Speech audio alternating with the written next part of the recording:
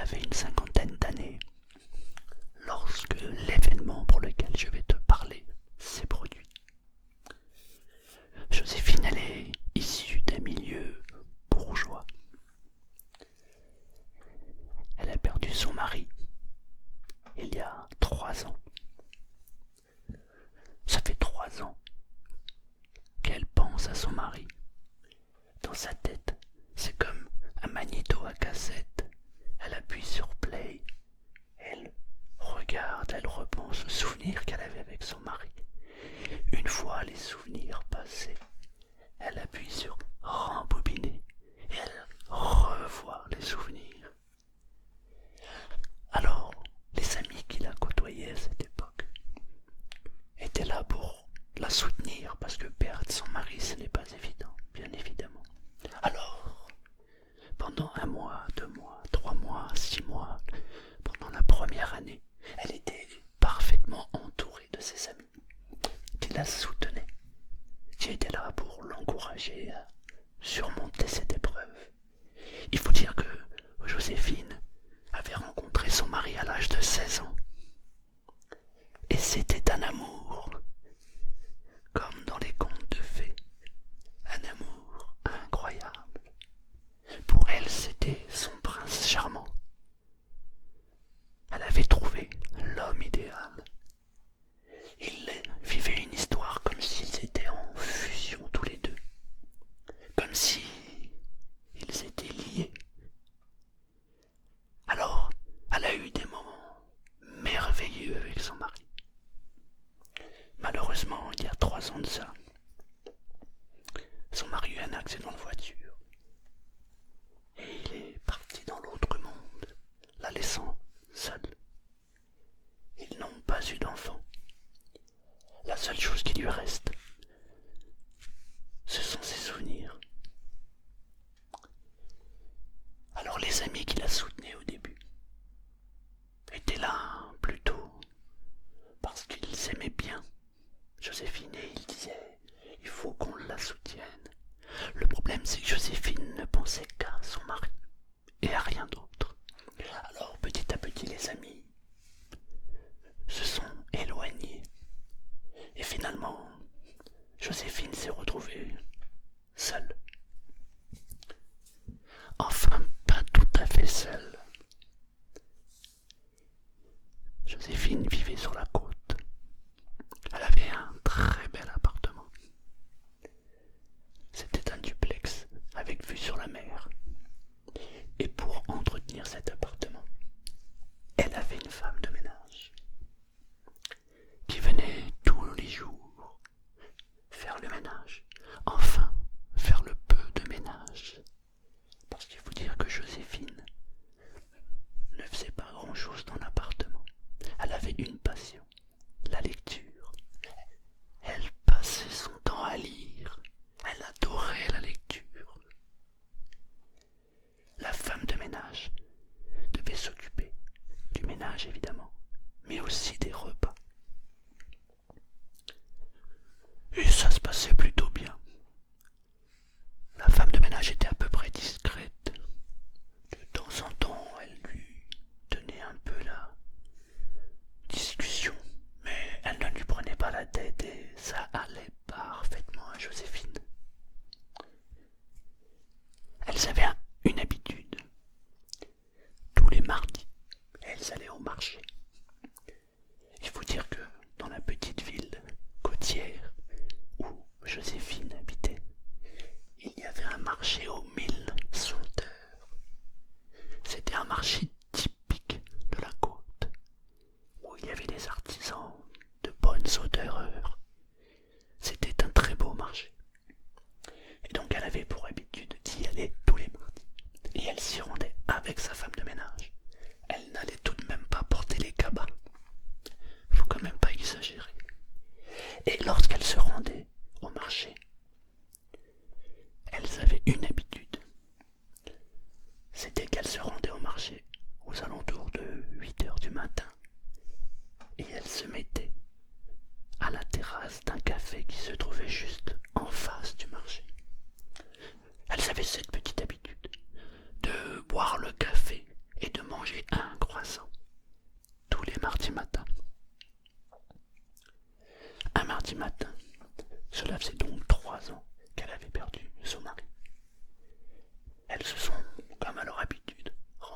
marché.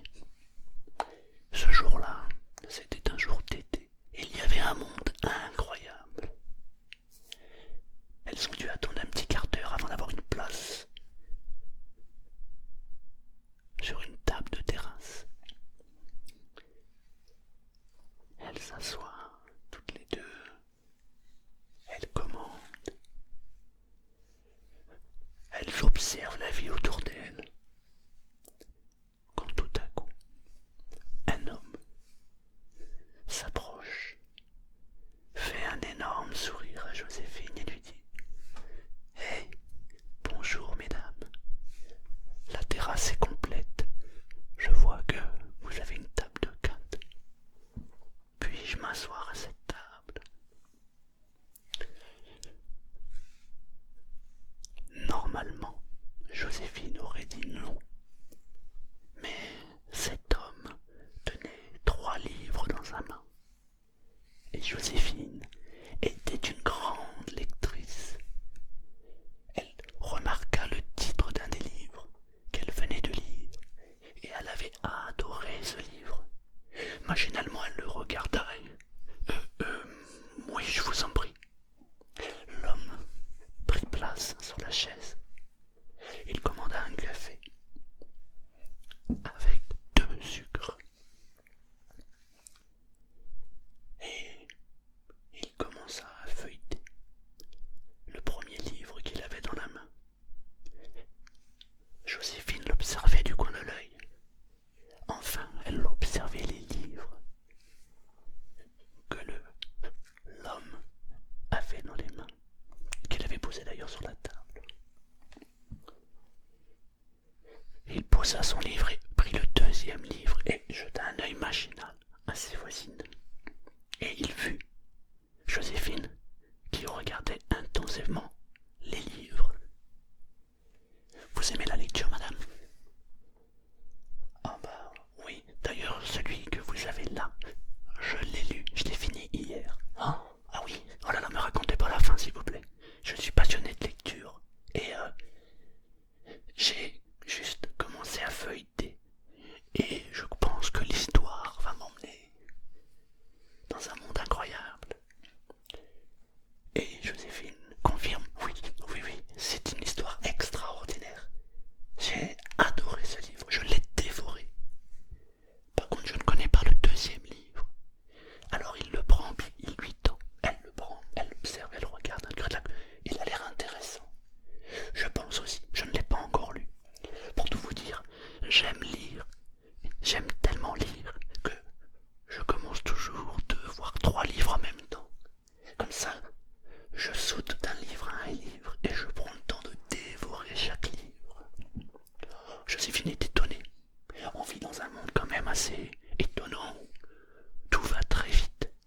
Mais il y a quand même de moins en moins de personnes qui lisent. Et de voir un homme comme ça, à peu près de son âge, qui aime la lecture, c'est juste incroyable. Mais vous lisez beaucoup de livres, monsieur? Oh, je ne peux pas me passer de minimum 2 voire 3 livres par semaine. J'en ai à la maison plus de 1000. Ça cause un sacré problème d'ailleurs, parce que j'ai de moins en moins de place. Vous aimez les livres? Et avez-vous lu le livre de... Et elle commence la discussion. Et ils discutent littérature pendant 1 heure, 2 heures, 3 heures. La femme de ménage commence à s'impatienter. Elle aime bien sa patronne, mais elle commence à avoir mal aux fesses à rester assise. Parce qu'il faut dire que pour elle, la lecture, ce n'est pas du tout intéressant. Alors, au bout de 3 heures, ça va être la fin de discussion. Et l'homme lui dit: j'ai été ravi de vous rencontrer. Vraiment, ça m'a fait plaisir de voir quelqu'un qui aime autant les livres que moi. On vit dans une période un peu étonnante où les gens lisent de moins en moins, et de rencontrer quelqu'un comme vous, je suis ravi. Et Joséphine ressent exactement la même chose. Oh, moi aussi, je suis étonné de voir un homme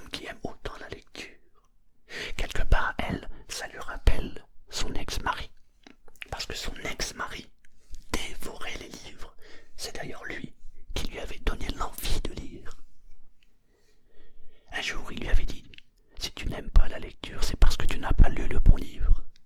Je te conseille de lire le livre Siddhartha de Hermann Hesse.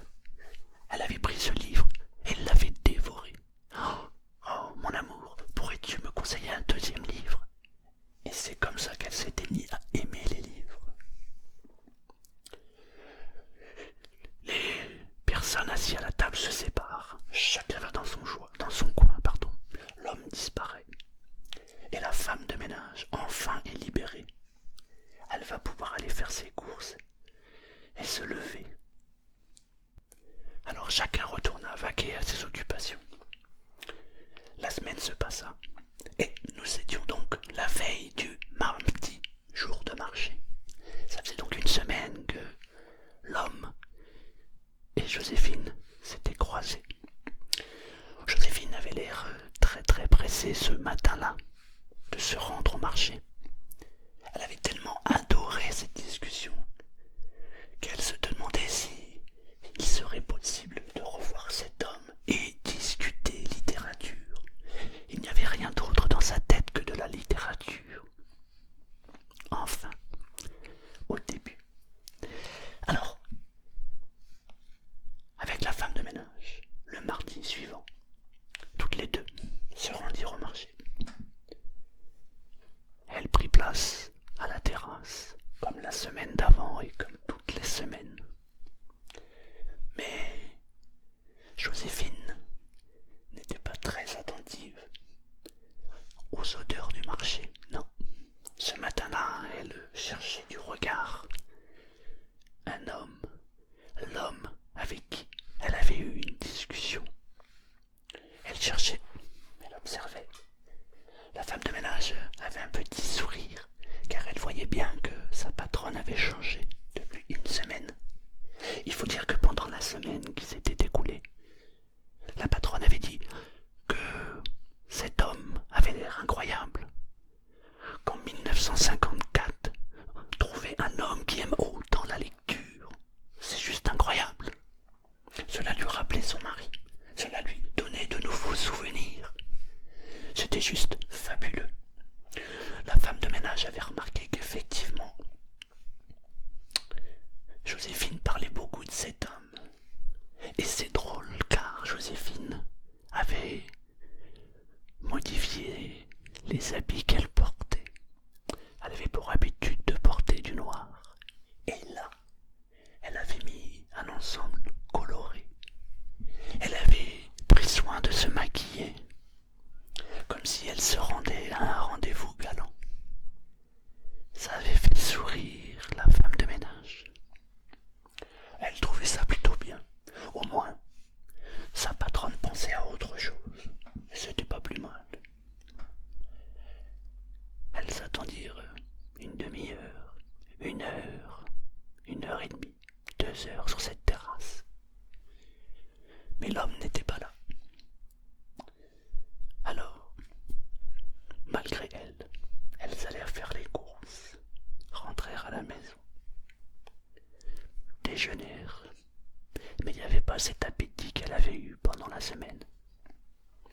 Elle songea au fait qu'elle aurait dû demander son adresse, ou alors peut-être qu'il y aurait eu la possibilité de se revoir. Mais elle avait perdu son mari 3 ans plus tôt. Elle ne voulait pas passer pour une catin. Elle avait des mœurs qui étaient bien arrêtées. Alors, la femme de ménage, la voyant dans cet état, se disait: c'est un peu dommage, effectivement. Il aurait peut-être mieux fallu lui demander ses coordonnées. En restant évidemment correct. Vous n'auriez parlé que de littérature, bien évidemment. Il se passa encore une semaine. Et pendant toute cette semaine, Joséphine dit à Martine, la femme de ménage: mon Dieu, mon Dieu, mon Dieu, mon Dieu, le reverrai-je? J'aimerais tellement discuter littérature. Vous voyez ce livre-là? Il me raconte une histoire incroyable. Je me demande s'il a lu, lui, ce livre.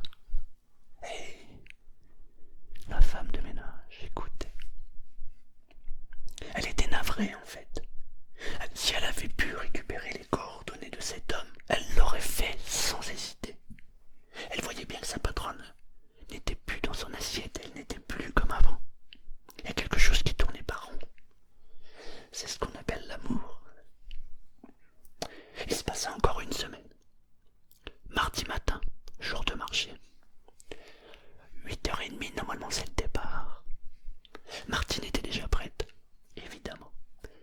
Par contre, Joséphine, 8h moins le quart, était déjà devant la porte. Waouh!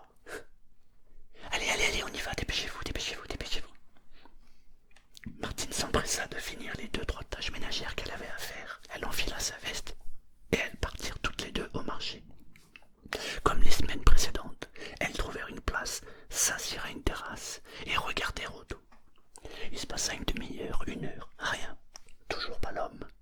Puis, au loin, oh, Martine, regardez, regardez là-bas, regardez.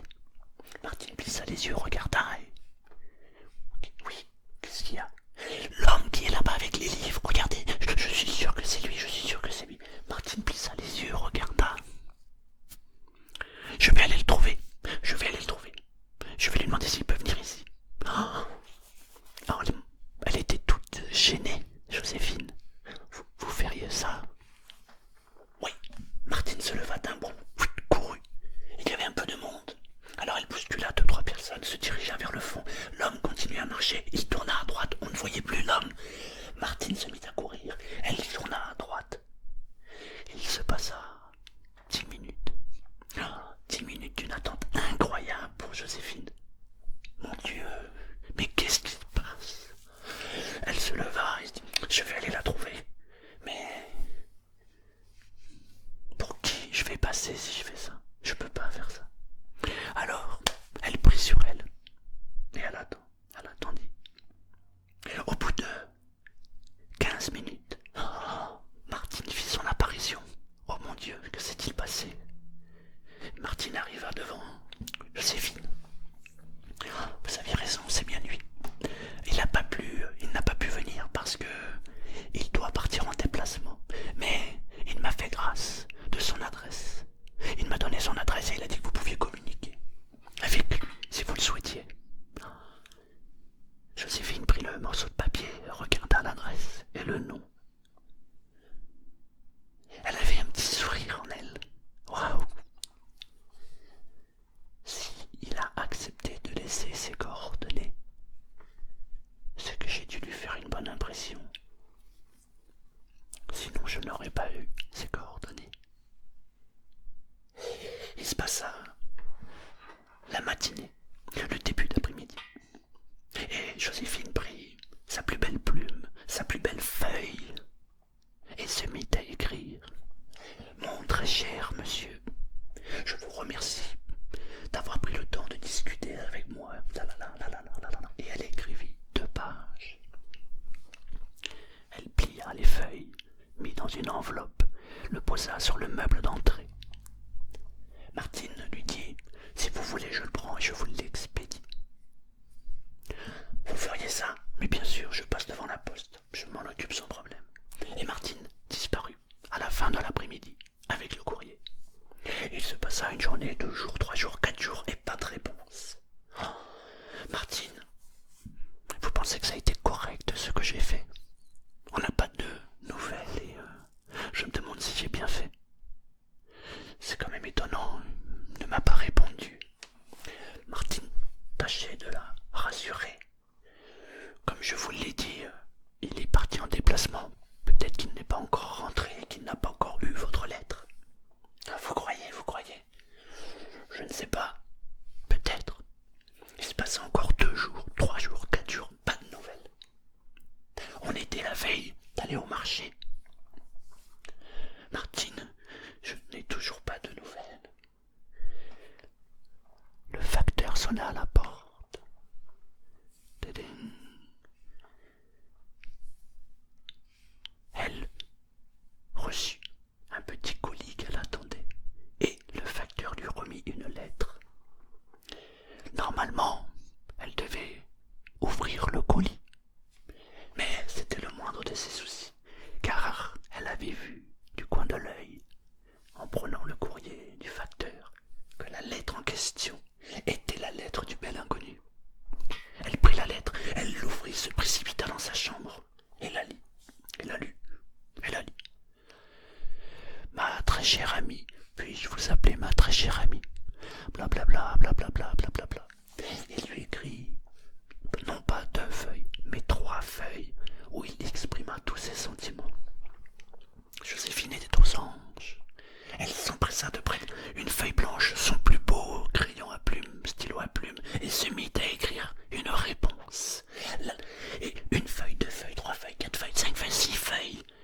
avait écrit 9 feuilles d'affilée. Waouh!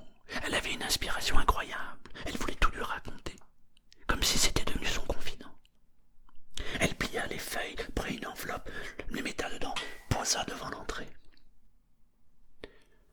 Martine, à la fin de la journée, prit l'enveloppe. Je m'en occupe. Et elle est partie. Le lendemain, elles allèrent au marché. Elle regardait voir si elle pouvait voir ça. L'homme, mais il n'était pas là. 3 jours plus tard, elle reçut un courrier. Hey, bonjour Joséphine. Puis-je vous appeler Joséphine? Je suis désolé, je ne peux pas vous répondre, je suis en déplacement. Actuellement, je suis en Afrique. J'ai un souci. Je suis, comme je vous l'ai expliqué dans ma lettre d'avant, j'ai une entreprise et je fais du commerce là-bas. Mais il m'est arrivé un problème incroyable. J'ai rencontré un homme là-bas avec qui je me suis associé il y a quelques années de ça. Sauf que il m'a créé des malheurs. Je suis prisonnier dans une prison africaine où je ne peux plus sortir, je n'ai plus accès à rien. Je ne sais pas comment me débrouiller, je ne sais pas comment faire. Je crois que je ne pourrai plus vous répondre pendant un moment. Le courrier que je lis aujourd'hui, c'est parce que il a été réexpédié. Je vous ai dit que j'avais une sœur. Non. Ah, c'est ma sœur qui gère mes affaires du coup. Et je ne pourrai pas rentrer pendant un petit moment. Je n'ai pas la somme nécessaire pour payer tous les avocats. Vous savez, dans ce pays, il y a beaucoup de corruption et je n'ai pas les moyens de me sortir de cette situation. J'ai été très heureux de vous rencontrer. Vous avez éclairé ma vie. Malheureusement, je vais devoir éteindre cette lumière parce que je ne veux pas que vous ayez de soucis. Par ma faute. Non, cela fait un électrochoc dans la tête. Mais Joséphine ne sait plus quoi faire. Oh mon Dieu, mais c'est pas possible. Alors elle s'imagine, mon Dieu, dans une prison africaine. Qu'est-ce qui va se passer pour lui? Oh mon Dieu, je le reverrai plus. Elle prend sa feuille, elle prend son stylo à plume et elle se met à écrire. Mon très cher ami, ne vous inquiétez pas, je peux m'occuper de vous. Vous savez, je dispose de quelque argent de côté. J'ai eu la chance d'avoir un homme riche. Donc, je peux vous aider financièrement. Je peux vous envoyer un avocat si vous voulez. Je peux faire quelque chose pour vous. Dites-moi, que puis-je faire pour vous? Et elle envoie sa lettre. Enfin, Martine envoie la lettre.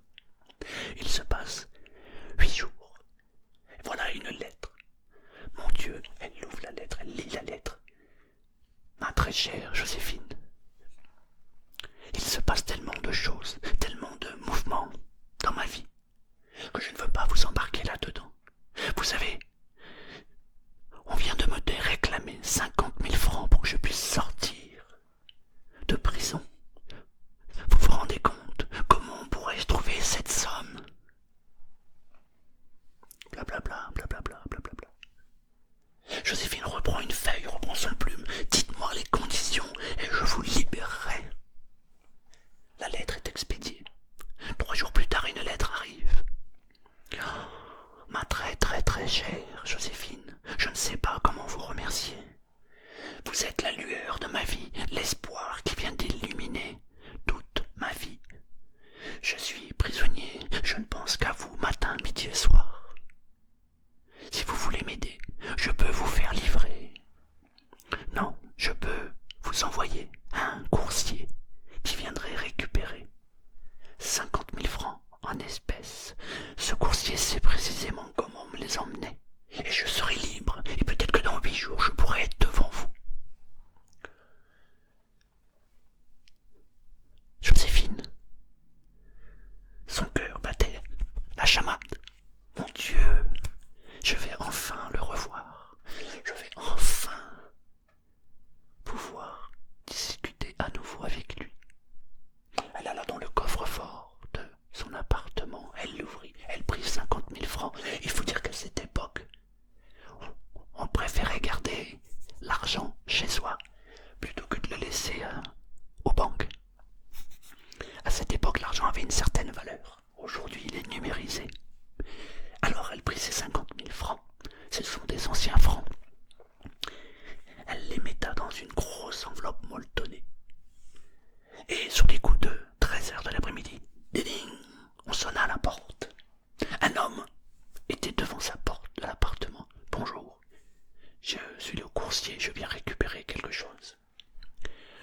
Joséphine prit l'enveloppe, lui remit et ferma la porte. L'homme partit. Il se passa 8 jours, 9 jours, 10 jours, 12 jours, pas de nouvelles. Oh, Joséphine, mais qu'est-ce qu'il a? Elle reçut un nouveau courrier. Oh, Joséphine, vous m'avez sauvé la vie, je vous remercie du fond du cœur. Je suis sorti d'Afrique, je ne suis plus là-bas. Maintenant je suis en Allemagne. Car un de mes associés, je ne sais pas si je vous l'ai dit, j'avais un associé allemand et... Oh là là, vous n'allez pas me croire, il m'est arrivé un truc incroyable pour me sortir de cette histoire. J'ai besoin de 100 000 francs. Joséphine se dit, mon Dieu, mais c'est un homme intrépide, c'est un aventurier. Qu'est-ce que je fais? Joséphine, si vous me faites une avance de 100 000 francs, je vous rembourserai le double. Et elle reçut plusieurs lettres de ce type.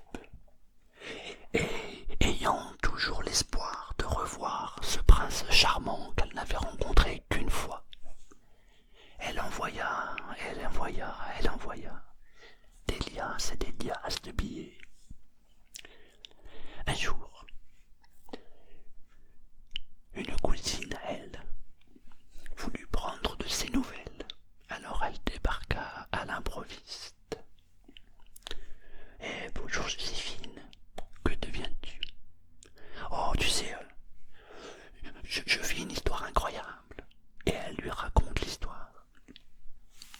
La cousine lui dit, dis-moi, t'as pas l'impression de te faire un petit peu enfumer là? Tu l'as vu une fois, tu lui as déjà donné 300 000 francs et tu penses vraiment le revoir?